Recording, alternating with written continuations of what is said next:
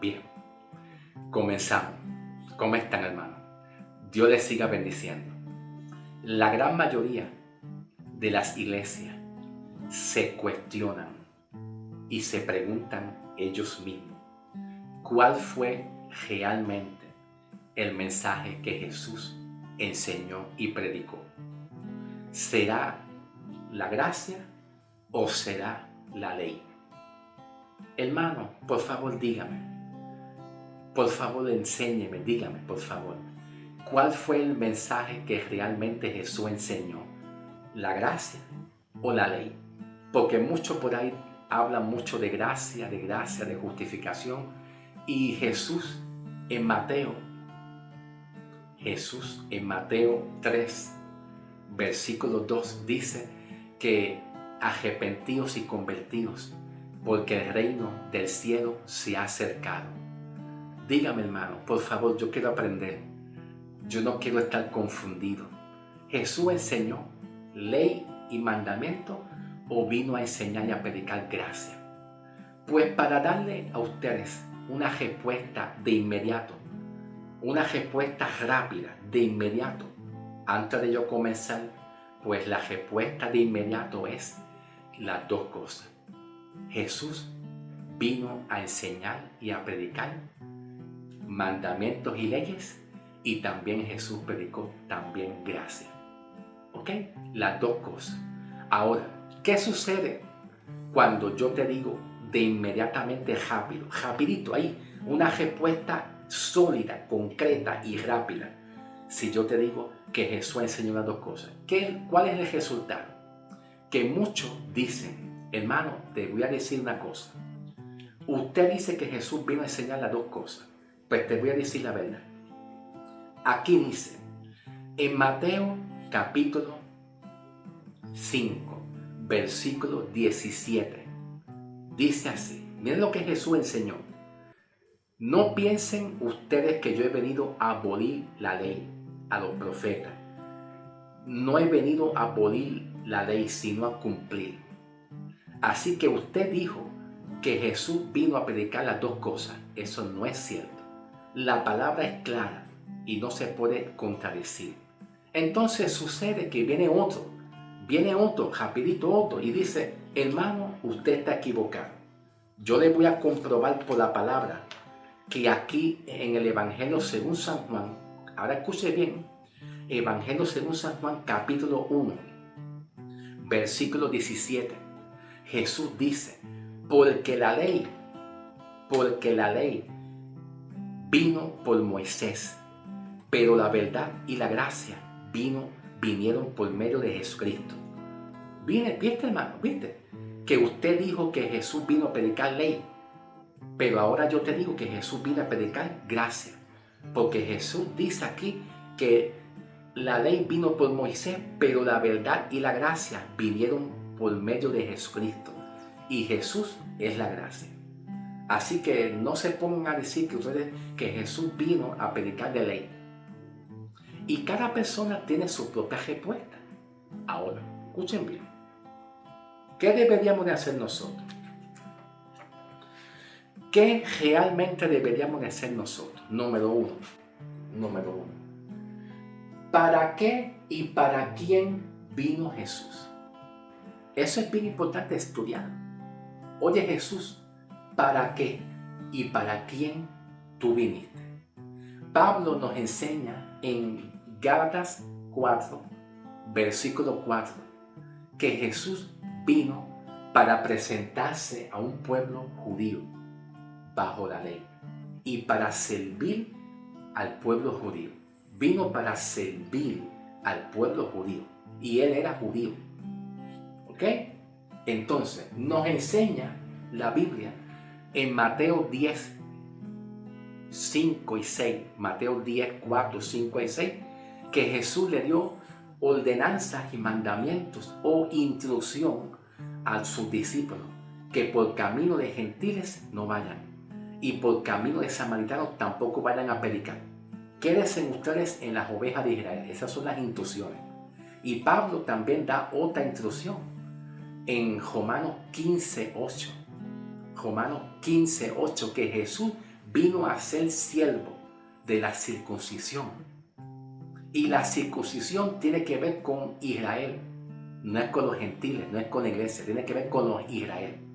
Pablo también nos da una enseñanza también en 2 de Timoteo 2:15. 2 de Timoteo 2:15. Diciendo: procure diligentemente como un obrero que no tiene nada que avergonzarte y que usa bien la palabra de verdad. En el original griego dice que traza bien la palabra. Y trazar significa distinguir, separar, diferenciar entre el Antiguo Testamento y el Nuevo Testamento. Las promesas que Dios dejó claro en el Antiguo Testamento y las promesas que dejó Dios claro también y enseñó en el Nuevo Testamento, que es después que Cristo murió. ¿Okay? El Nuevo Testamento comienza cuando Cristo muere, no es antes. Primero Jesús vino para un pueblo que viene siendo Israel. ¿Ok? Y eso lo vemos en una profecía aquí en Jeremías 31, versículo 31. Jeremías 31, versículo 31. Cuando dice: he aquí vienen días en la cual yo haré un nuevo pacto con la casa de Israel y la casa de Judá. Es una profecía que Dios habló a través de Jeremías. ¿Y vendría quién? Jesucristo. ¿Y para quién vino Jesucristo? ¿Para quién? Para las 12 tribus. Y las 12 tribus tienen que ver con el Antiguo Testamento, con un pueblo, una nación que se llama el Israel de Dios. El Israel de Dios. Y ese Israel de Dios, todos estaban bajo la ley. Todos estaban bajo la ley, ¿ok? Entonces, entre esas 12 tribus está y se encuentra la tribu de Judá. Entre las mismas 12 tribus se encuentra la tribu de Judá, que es donde ahí sale Jesús, de la tribu de Judá. Y también de la tribu de Judá salen los judíos en el tiempo de Jesús. Y los 12 apóstoles completos, y Jesús también, y los 12 apóstoles le predicaron a cada una de esas 12 tribus. ¿Ves? A cada una de esas 12 tribus le predicó. Entonces todo esto se le llamó la circuncisión. Todo esto Pablo lo identifica como la circuncisión. ¿Ok? La circuncisión que tiene que ver con el pueblo de Israel y los judíos. ¿Tú me entiendes? La realidad es que Jesús vino a predicar ley y mandamiento. Esa es la realidad. Pero cuando yo te digo a ti, la respuesta de inmediata, que vino a predicar ley y mandamiento y también gracia, es que también vino a predicar gracia. Ahora, deberíamos de entender nosotros en qué consiste esa gracia que Jesús predicó al pueblo judío de Israel. ¿En qué consiste esa gracia? ¿Ok? Voy un momentito aquí. En el hebreo, aquí, en el hebreo, el término de la palabra gracia viene de la palabra hebrea hesed. Hesed, que significa bondad, misericordia y favor. En el griego, la palabra gracia del griego viene siendo charis o charis, que también significa bondad, generosidad y favor inmerecido. Ambas palabras, tanto del hebreo como del griego, significa casi lo mismo: bondad, misericordia y favor. Pero vemos aquí una diferencia, que la palabra gracia en el hebreo hesed, vemos que aquí aparece favor.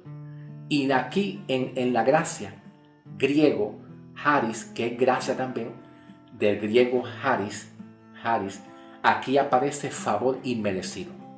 ¿Ve la diferencia? Favor inmerecido. Ambas cosas tienen que ver con gracia, bondad y misericordia. En el Antiguo Testamento, la gracia de Dios se inclinaba a favorecer al hombre, la petición del hombre, a darle paz, consuelo, esperanza, protección a los hombres en el Antiguo Testamento. También vemos la gracia en Noé. vemos la maravillosa gracia de Noé cuando Dios protegió a la familia de Noé. Protegió a Noé, protegió a la familia, a los hijos de Noé y también a un remanente, de un pequeño remanente de animales.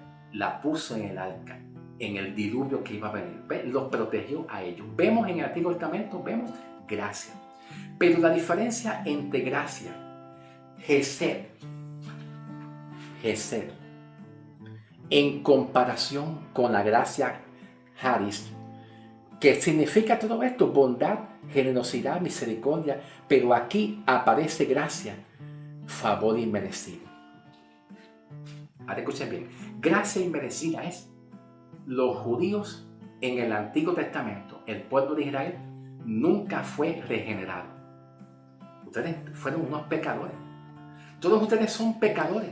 No había una cruz. No había un Salvador en el Antiguo Testamento. Los pecados no eran perdonados totalmente. Siempre que se practicaba la ley de expiación, el hombre, si cometía un pecado, volvía a estar en un estado de pecaminosidad. Volvía, porque no había un Salvador que te quite los pecados, que te haga justo, que te declare justo y te libre de la condenación totalmente. Eso lo hace Cristo. Por lo tanto, Jesús vino a dar gracia. Cuando Juan dice aquí, Juan 1:17, pero la verdad y la gracia vinieron por medio de Jesucristo. Esa gracia para el pueblo de Israel, se encuentra aquí en Éxodo capítulo 12, versículo 5 en adelante. Vamos a ir a Éxodo capítulo 12, versículo 5 en adelante. Dice así: Dios le dijo al pueblo de Israel, ustedes mismos, tráiganse ustedes mismos, ¿verdad? Ustedes mismos. Espera, que esto es un casco lo que yo estoy dibujando aquí. ¿Tú me entiendes? Ustedes mismos, tráiganse un cordero. ¿Ok? Aunque esto parece una tortuga. Parece una tortuga. Pero vamos a poner un ejemplo. Tráiganse ustedes mismos un cordero. Sacrifíquenlo. Sacrifiquen ustedes mismos ese cordero. Y en el versículo 5 dice: el cordero será un macho de 1 año, sin defecto. Se tomará de los corderos de los cabritos. Versículo 6. Lo guardarán hasta el día 14 de este mes. Luego, al atardecer, todo el pueblo de la congregación de los hijos de Israel lo inmolará su cordero. Versículo 7. Tomarán parte de su sangre y la rociarán en los 2 postes y en el dintel de las puertas y en las casas donde ustedes lo coman. Okay. Jesús viene a darle gracia a él. ¿Okay? Jesús viene a darle gracia. Gracia. ¿Okay? A ellos. Entonces Jesús le dice al pueblo de Israel: roceen en sus puertas sangre.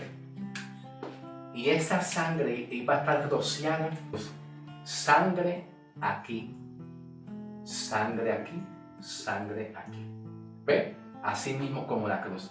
Entonces, en el versículo 13, más adelante, en el versículo 13 dice: pero ustedes, esta sangre les servirá a ustedes como señal de la casa donde se encuentren ustedes. Y cuando yo vea la sangre, yo pasaré de largo sobre ustedes y ninguna plaga habrá para ustedes para destruirlo cuando yo venga a sembrar la muerte en la tierra de Egipto. Israel siempre estuvo cautivo sobre los egipcios. Estuvo bajo cautiva de sus egipcios, que eran sus enemigos. ¿Okay? Ahora, cuando aquí Jesús le dice: roceen sangre para que cuando venga la muerte, el enemigo ustedes, pues la sangre va a ser una representación, va a ser una tipología y una representación de Cristo Jesús que viene a morir por los pecados de ustedes. Acuérdense que Israel son las 12 tribus. ¿Tú me entiendes? Y cuando venga Cristo, Jesús va a venir para estas mismas 12 tribus, para la casa de Israel y la casa de Judá, para Israel y la tribu de Judá, dice la profecía. ¿Ves? Ya Jesús vino. Y Jesús le estaba dando la promesa de gracia. ¿De gracia? ¿A quién? A ellos. Que cuando ellos pongan sangre del cordero en sus puertas, esa sangre era una representación del cordero que iba a venir Cristo Jesús a morir por ellos. De la misma forma que Dios los iba a proteger haciendo este acto, esta obra, para que cuando venga la plaga, las enfermedades, la muerte, los enemigos, quien sea, no pueda hacerle daño, no puede hacerle daño porque ve sangre aquí. Asimismo, cuando Cristo venga para el pueblo judío, la tribu de Judá, cuando Cristo muera, Él va a quitar el poder del pecado. Él va a quitar el poder del pecado y de la muerte. Entonces ya el pecado y la muerte no se enseñoreará más el hombre, porque Cristo venció el poder del pecado y la muerte. Te pregunto, ¿Cristo murió? Pues de acuerdo a la profecía de Daniel 9:24, ya se cumplió. La profecía de Daniel 9:24 se cumplió. Ya se cumplió. Porque Daniel 9:24 dice que vendrá un Salvador para ponerle fin al pecado. Y la palabra pecado significa el poder del pecado, de la muerte. Él lo va a quitar a través del derramamiento de sangre. Esta palabra que Dios le dio a Israel es una representación y apunta a Cristo dando gracia sobre gracia. Esa gracia se extendió tanto que cuando Cristo murió y resucitó, Jesús dejó la puerta abierta. Jesús dejó la puerta abierta para que el restante de las naciones pecadoras, gentiles, a través del ministerio del apóstol Pablo, a través del ministerio del apóstol Pablo, los gentiles que estaban siendo paganos, que eran pecadores sin Cristo y que no tenían ciudadanía, no tenían participación con el pueblo de Israel, que somos ahora nosotros de iglesia, para que el restante de gente de naciones entraran por la puerta a través de la fe en el Evangelio, creyendo por la fe en el Evangelio y pudieran seguir siendo salvos. Cuando hablamos de gracia, el mensaje de hoy en día para nosotros, a través del apóstol Pablo, es para nosotros predicar Hechos 20:24. Es para predicar el Evangelio de la gracia. Es para llevar el mensaje de la fe del Evangelio de la gracia. ¿Tú me entiendes? Como Pablo dice en Romanos 7:6, que ya ahora no estamos bajo el antiguo régimen. ¿Ve? Pablo dice en Romanos 7:6 que no estamos bajo el antiguo régimen que es la ley. Estamos ahora bajo la gracia, bajo el Espíritu de la gracia en Cristo Jesús que nos ha justificado y nos ha salvado. El mensaje oficial que Dios le revela a Pablo el apóstol para nosotros de iglesia es que somos salvos por gracia y el Evangelio es gracia, que se debería de predicar hoy gracia. La pregunta al principio que yo hice es la siguiente: ¿qué Jesús predicó y enseñó? Pues yo fui honesto, yo fui sincero con ustedes. Él enseñó las dos cosas: ley, mandamiento y gracia. Pero primero empezó Jesús aquí, porque Jesús vino a predicar eso. Pero después de la cruz, después de su muerte en adelante, Jesús, al llamar a Pablo, el mensaje oficial que Jesús puso oficialmente es para llevar un mensaje de gracia, de fe y de justicia para los gentiles que somos nosotros de iglesia. ¿Ok? Ese es el mensaje. Cuando hablamos de gracia, no podemos ver la gracia en cuanto a mandamiento, si hay que obedecer la ley o mandamiento. No, la gracia no es por obra.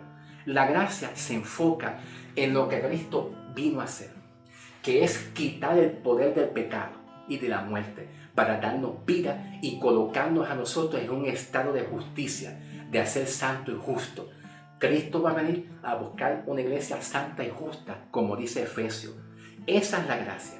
No podemos ver la gracia como muchos pastores enseñan, ¿verdad? Que aunque no tienen buenas intenciones, claro que sí, me entiendo. Como muchos pastores enseñan, diciendo que tú tienes que pagar el precio. Hermano, tú tienes que pagar el precio. Pagar el precio es un sinónimo a obra. Hermano, tú tienes que dar la milla extra. Dar la milla extra es sinónimo a pagar el precio. Todas estas palabras, pagar el precio, dar la milla extra, hacer esto, son esfuerzos humanos, que es un sinónimo de obra. Todo eso no tiene nada que ver con evangelio. Evangelio tiene que ver con lo que Cristo hizo en la cruz. Él pagó el precio. Él pagó el precio. Él quitó el castigo. El castigo Él lo recibió. El resultado es lo que Pablo dice. Romanos 8:1 y 2. Romanos 8:1 y 2. Ahora pues, ninguna condenación hay para los que están en Cristo Jesús. El propósito del evangelio para la iglesia es para que nosotros creamos lo que Él hizo por nosotros con nuestro pecado.